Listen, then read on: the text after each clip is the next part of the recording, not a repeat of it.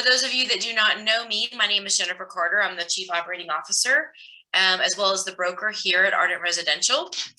I have been, as most of you know, I've been in this industry for more than 20 years in Georgia.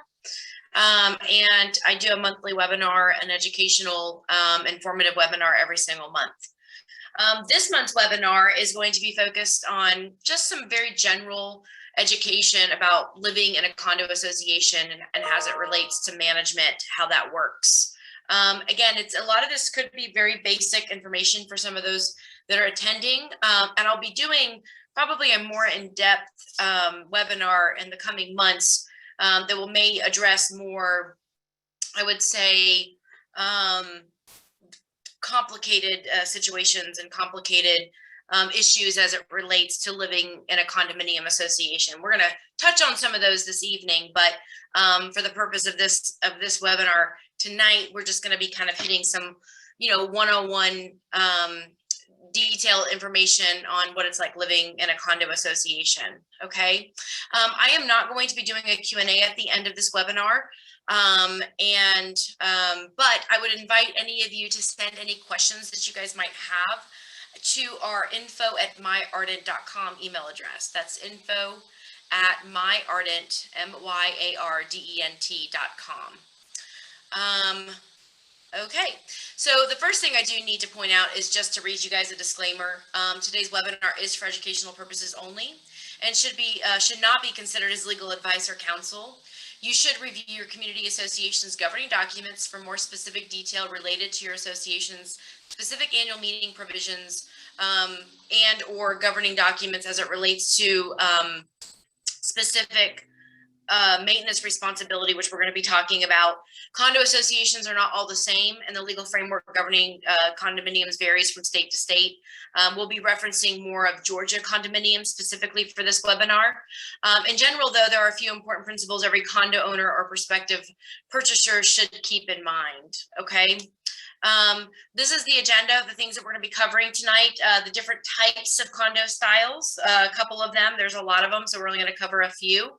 Different types of management services that you might see with a condo association.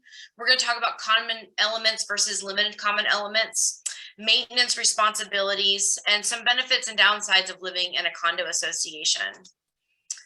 So the first thing I want to kind of talk about is some vocabulary words that we'll be using throughout this webinar. A condo is also known as a condominium. So it's a housing or residential complex in which there are separate units, with each unit being owned by an individual. When somebody buys a condo association, they're buying directly from the other condominium owner. The condo owners are responsible for what goes on inside their individual units, including maintenance and repairs. But beyond that, their owners are typically required to pay regular fees to a condo association, and those fees contribute to the maintenance of the shared common areas and limited common elements, building amenities, and the exterior of the complex, and services that like landscaping and general maintenance, and maybe there's a fitness center, maybe there's a pool. So that's a condo association or condominium association. Ownership is when you have ownership in a condo, you typically own the airspace within your unit. You do share ownership, though, with other unit owners in a condominium as it relates to common elements. And you also have shared walls. So that can become very encumbersome when you have an insurance event or a fire or a flood. Limited common elements, they may be found within the unit or outside the unit.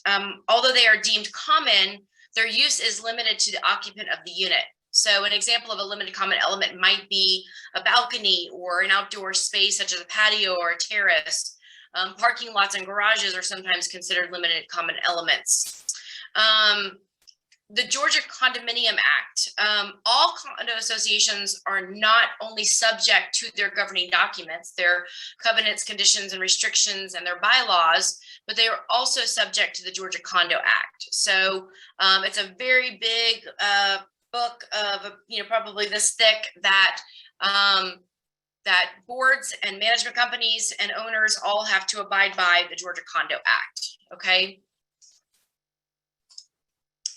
There are several different types of condo styles out there, but I'm going to just kind of go over, I think, the most common ones. You'll see an apartment complex sometimes converted into a condo. Those typically look like apartments. So that would be more like a condo building, but they look like an apartment community. You also have condo homes that are like a garden, or even they look like a townhome. They could look just like a townhome style. You could also have detached condos where they're literally not attached to one another, but it could still be a condo association. And then we have mid-rises and high-rises, okay? Mid-rises are typically 3 to 9 stories. That's what would be considered a mid-rise, sometimes 10, 11 floors. Anything above that would be considered a high-rise. Let's talk about the different types of management that a condo association might have, okay? There aren't many out there, but there are some condo associations out there that are self-managed, where the board essentially manages the day-to-day operations of the condo association, okay? And this is obviously not advisable. I would highly recommend that communities that are condominiums are definitely professionally managed. A lot of times self-managed communities, they might service out the accounting aspect of the services for the accounting services, and then the board handles all of the requests. They deal with all the insurance claims, they deal with the vendor management, they handle all of the service requests, they deal with all the ARCs. It's a lot of work. Then there's a couple of other different management services that you could get from a management company, okay?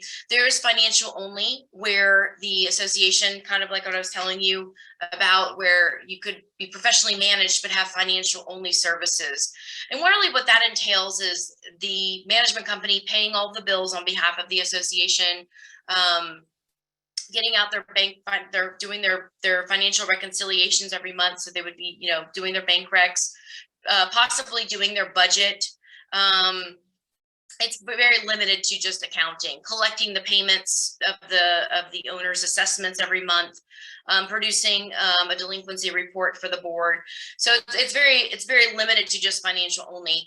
There's also a service called Financial Plus, where you get all the financial only services, plus you might get a few other services included with the Financial Plus. So maybe you get the financial only, plus maybe you get some vendor management, and that's it.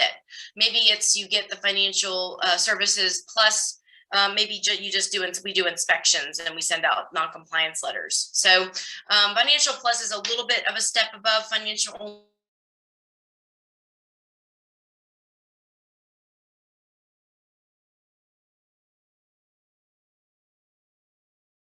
only. But the most common management companies, high rises are typically, depending on how many units are in the high rise, they are typically have a full-time sited manager with the management company's oversight. So the full service is really going to be for those that are like the garden style condos / kind of townhome style condos. The ones that look like almost like apartments that were converted from apartments to condos at one point. And then also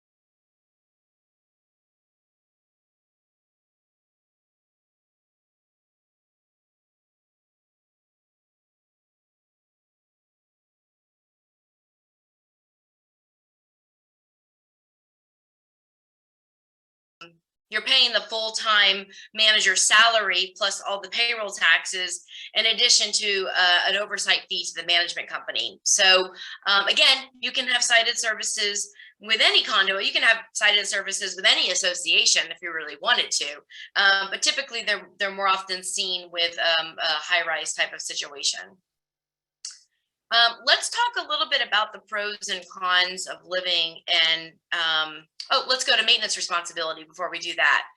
So, there's always the very common misconception of what's actually included in the assessments when an owner pays out their assessments to the association every month. There always seems to be confusion about what's owner responsibility versus what is the association's responsibility.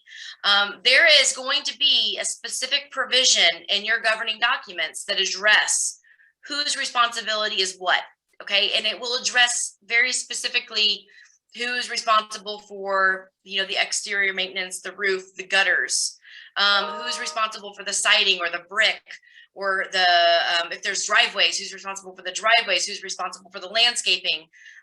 It's very detailed, and it addresses most of the time, most everything. There are situations where you'll find, and it's very frustrating, that the governing documents may be silent about a specific repair or a area on the building or in the building that is not addressed, right? Let's say you have, and I've seen this before, let's say you have like a hallway area, which would be considered a common element. The hallway area, I've seen specific things about the hallway area not covered by either the association or the owner. So then it becomes a question of, well, whose responsibility is it? And that's where we really lean on our partnerships with our law firms to provide us that legal counsel and advice and getting a legal opinion on things like that. At the end of the day, that's why we have to have partnerships and relationships with attorneys. Management companies are in no way able to give legal advice or legal counsel. We can only advise based on our experience and best practices and knowledge. So,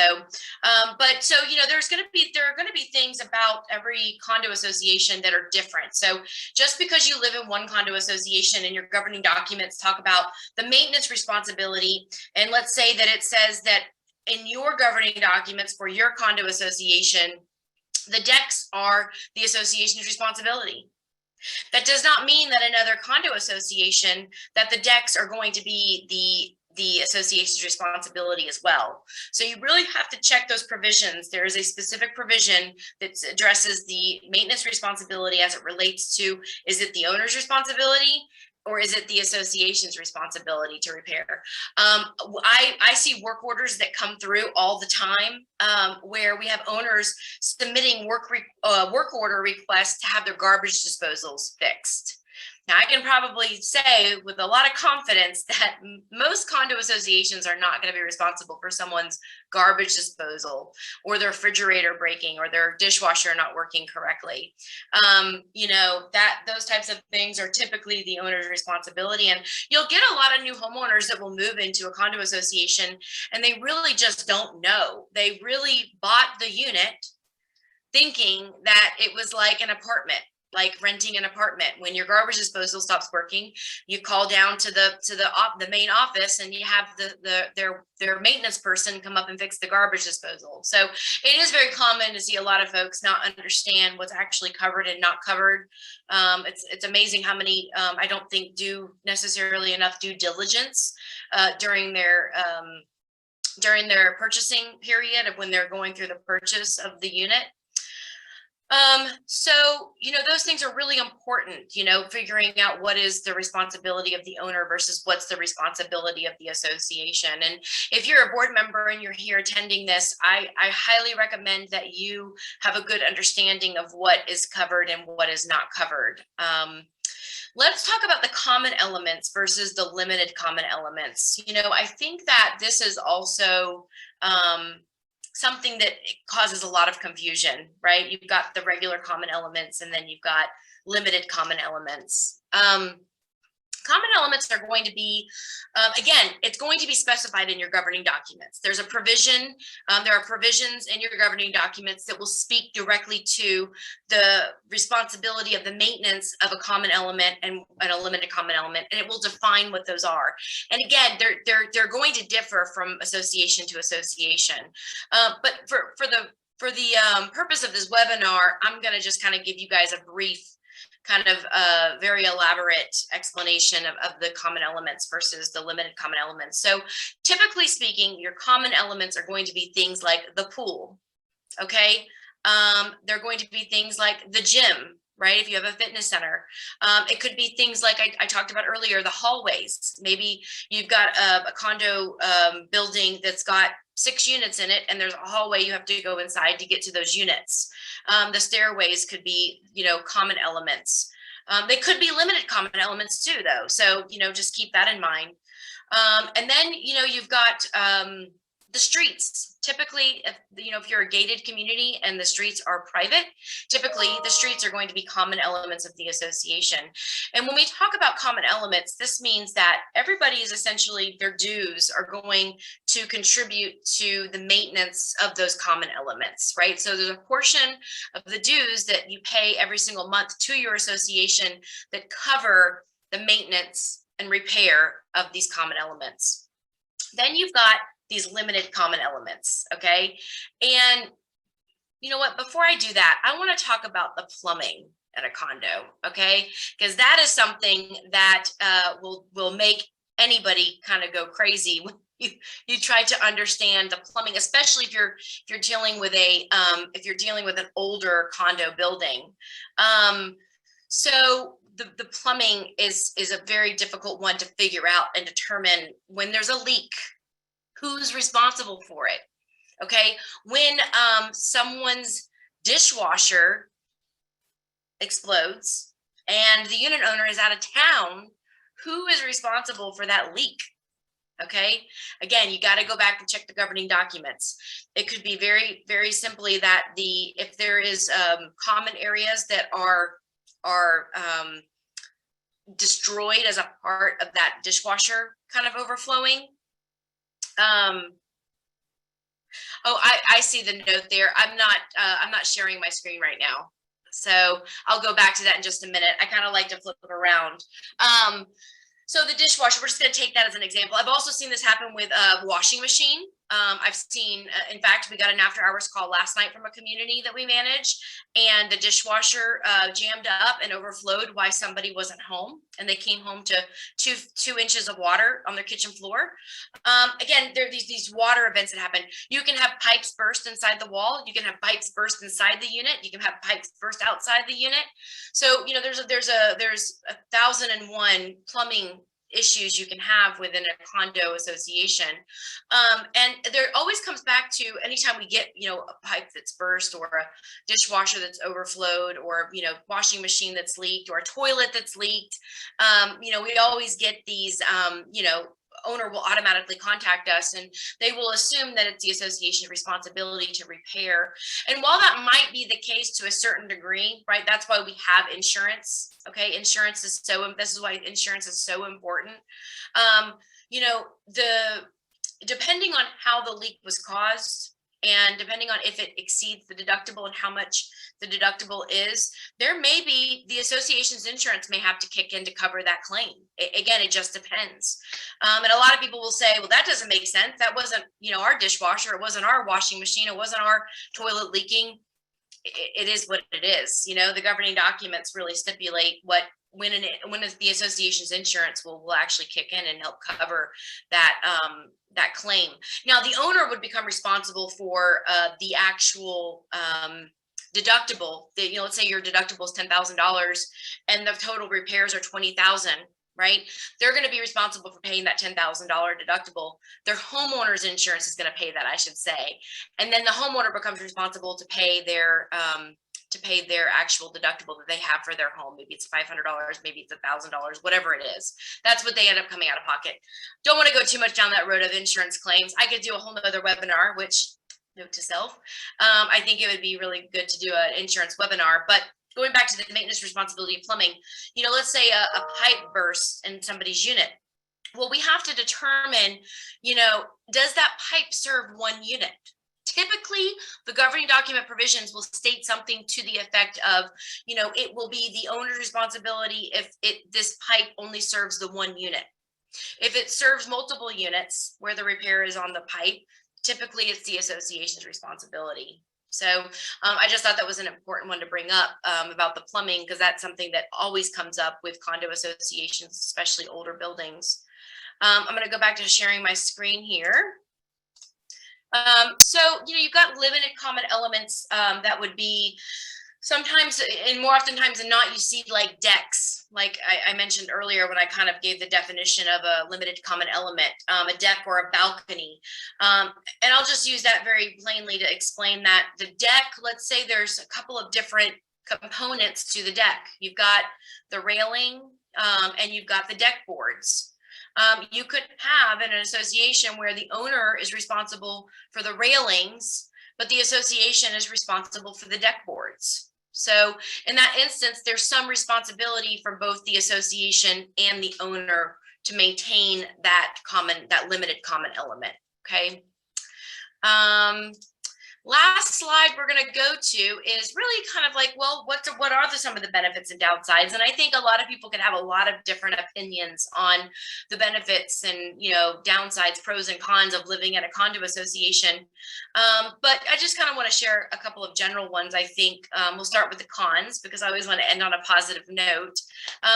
But, you are going to have assessments, monthly assessments in a condo association, and you probably have a much higher probability of having a special assessment in a condo association than you do any other type of association. Not that special assessments do not happen in townhomes and single family home communities, they do, but you more oftentimes than not see special assessments in the condo associations. Water events, you're gonna more than likely at some point, if you live in a condo your entire life, you're going to probably experience a water event at least one time if you live in a condo for, let's say, 60 years.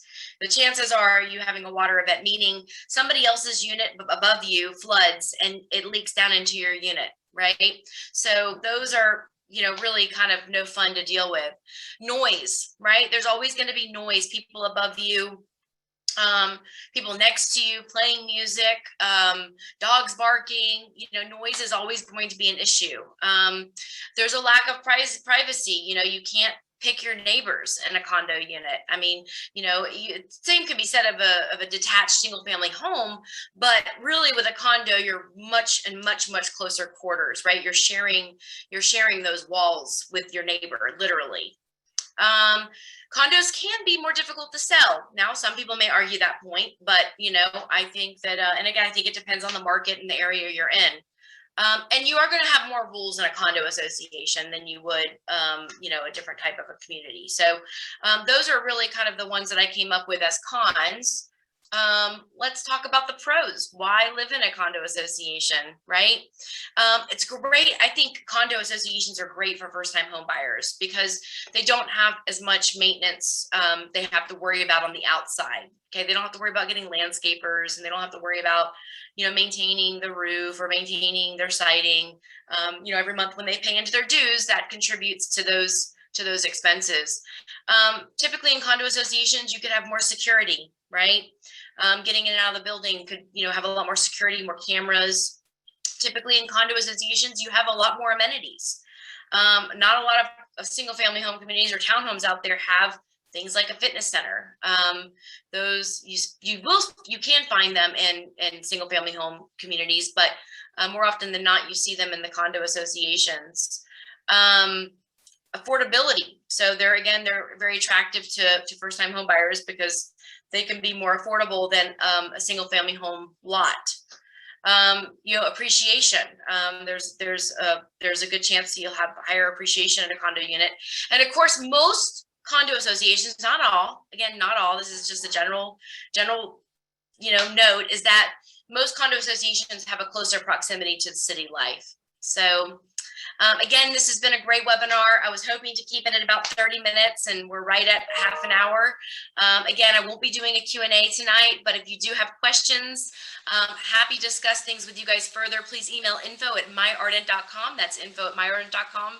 Until next time, I look forward to our next webinar, guys. Thanks so much.